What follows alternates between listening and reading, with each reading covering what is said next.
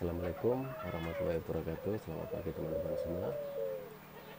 Berjumpa lagi di channel saya. Kali ini saya akan berbagi pengalaman dan berbagi sedikit tips mengenai burung puter ya. Ya memang yang saya lakukan selama ini adalah memelihara burung puter. Jadi saya akan berbagi beberapa tips yang harus diperhatikan, mungkin hal-hal penting apa yang harus diperhatikan pada saat kita mau memelihara atau sudah memelihara burung puter. Hal-hal yang penting yang harus kita perhatikan adalah salah satunya adalah ketersediaan sangkar ataupun kandang yang layak. Ini sangat penting. Kenapa? Karena jika kita sudah memelihara burung puter terus kandangnya nggak sesuai, maka yang terjadi adalah burung tersebut kurang nyaman. Misalkan kita memelihara burung puter 10 ekor misalkan, sedangkan kita hanya mempunyai satu sangkar 40, 40, 60 seperti sangkar yang biasa dipakai lovebird, itu tentunya burung tersebut akan kurang nyaman karena sesak pastinya.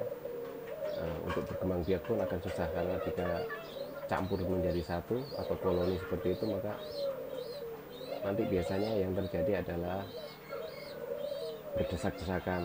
Bahkan pada saat burung tersebut ada salah satunya mungkin mau bertelur, terus ada lagi sementara burung lain juga mau bertelur yang pada saat bersamaan, maka yang terjadi adalah rebutan ya. Jadi burung-burung tersebut berebutan, akhirnya nanti proses pengeraman juga terganggu. Bahkan pernah terjadi di kandang koloni saya, kita mengeram, menetas, anaknya mati keinjak, karena yang berada di satu tarangan tersebut itu bukan hanya satu burung, tapi kadang 3 burung bahkan sampai 4 burung. Jadi otomatis yang mau ngeloloh anaknya tadi terganggu, kadang keinjak sama burung-burung yang lain. Terus pentingnya kita mempunyai sangkar yang layak atau dalam jumlah lebih lah, misalkan yang lebih dari yang kita butuhkan. Misalnya kita punya 4 pasang burung, maka lebih bagusnya lagi kalau kita mempunyai 5 sangkar. Sangkar yang satu ini buat sangkar cadangan ya. Jadi misalkan kalau ada salah satu dari burung tersebut sakit, kita bisa karantina burung tersebut, kita karantina, kita pisahkan dan kita obati. Jadi biar penyakit tidak menular ke burung-burung yang lain. Jadi burung yang sakit tadi bisa segera disembuhkan dan yang sehat tidak tertular. Seperti yang saya alami saat ini, ada 1 atau 2 ekor ya burung saya. Yang satu sepertinya cacingan, sudah mulai saya obatin, karena sebelumnya saya kasih obat-obat yang seperti obat pilek, tapi ternyata kok masih sama gejalanya ya, burung bulunya mengkorok, musam gitu, dan saya lihat temboloknya sering kosong. Jadi kemungkinan cacingan ini saya sudah mulai obati, saya kasih obat cacing. Nah, harusnya ini saya pisahkan dari burung-burung yang lain, tapi karena keterbatasan kandang, ada sangkar kosong tapi belum sempat membersihkan, jadi ya akhirnya mau nggak mau saya campur. Ya mudah-mudahan saja nggak menular ke teman-temannya atau burung-burung yang lain. Ada juga satu yang pilek, terpaksa masih saya campur dengan indukannya, ya kayak bersin-bersin begitu. Padahal harusnya burung-burung seperti ini sudah harus dipisah dan diobati, dikarantina, dijauhkan dari burung-burung yang lain, biar penyakitnya tidak menular dan yang sembuh ini bisa segera, yang sakit ini bisa segera disembuhkan. Terus pentingnya menyiapkan sangkar lebih itu adalah pada saat nanti kita sudah breeding. Namanya breeding itu kan ya sudah pasti biasanya berkembang biak semakin banyak burungnya. Jika jumlahnya semakin banyak, otomatis di tempat yang banyak. Bahkan jika piik-piik yang sudah mulai mandiri, sudah mulai bisa makan, itu mau nggak mau harus kita pisah biar induknya cepat bertelur lagi, mengeram lagi, jadi terus produktif dan lebih cepat. Nah, jika kita tidak mempunyai sangkar lebih, otomatis desak-desakan tersebut, misalkan burung sepasang sudah ada makannya 2 pasang, nah kita campur jadi satu, kadang mengganggu proses pengeraman atau proses produktivitas dari indukannya. Jadi mungkin ini ya pentingnya kenapa kita harus menyiapkan sangkar berlebih. Terus jangan lupa juga kita harus meluangkan waktu ya.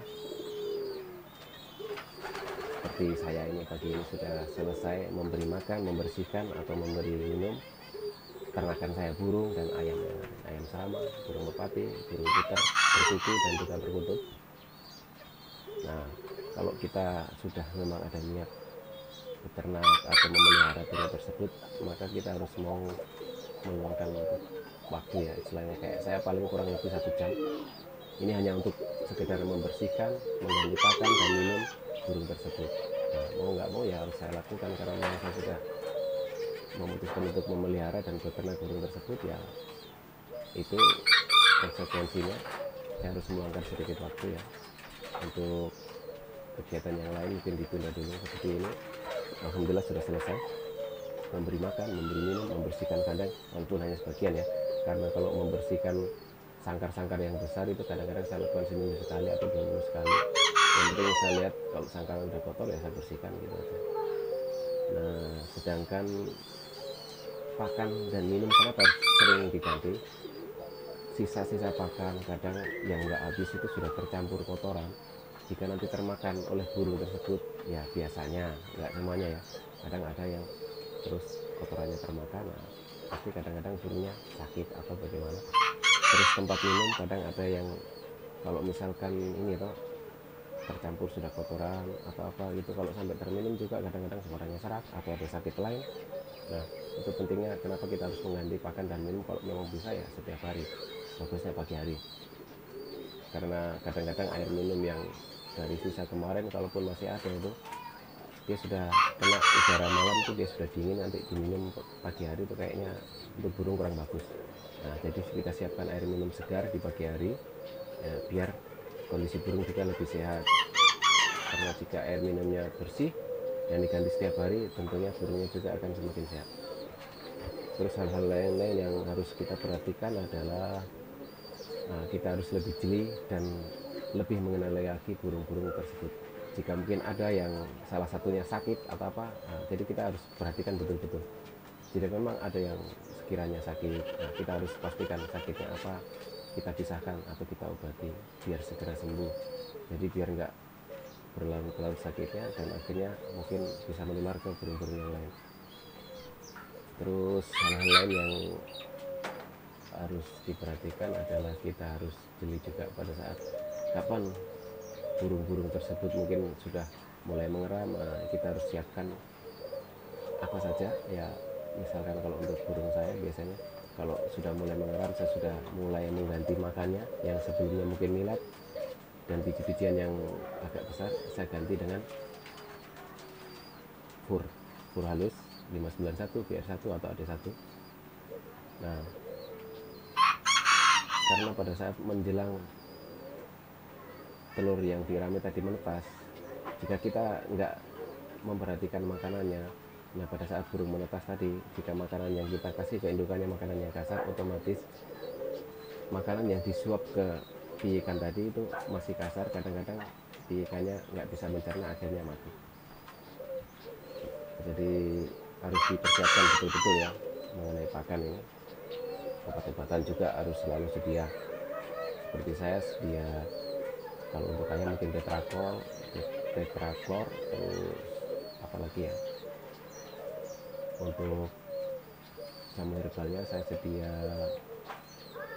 Dr. Pro dan juga Trimesin untuk persediaan kalau sewaktu-waktu ada yang sakit bisa segera diobati. Jadi kita nggak harus nunggu beli obat dulu baru diobatin.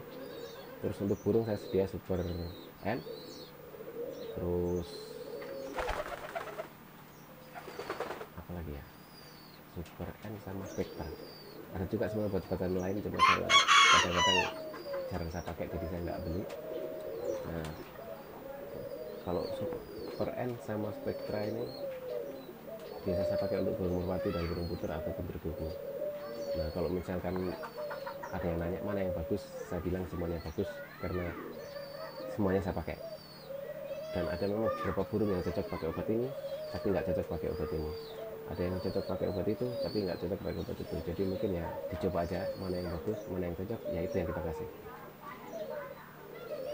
Oke teman-teman, mungkin itu saja yang saya bisa bagi di video saya kali ini. Mudah-mudahan bermanfaat. Sekali lagi saya hanya berbagi pengalaman, bukan berarti saya sudah ahli atau apa, tapi hanya berbagi sedikit pengalaman saya supaya bisa saya tularkan ke teman-teman lain. Mudah-mudahan sedikit tips-tips ini bermanfaat bagi teman-teman yang lain. Cukup sekian, Assalamualaikum warahmatullahi wabarakatuh.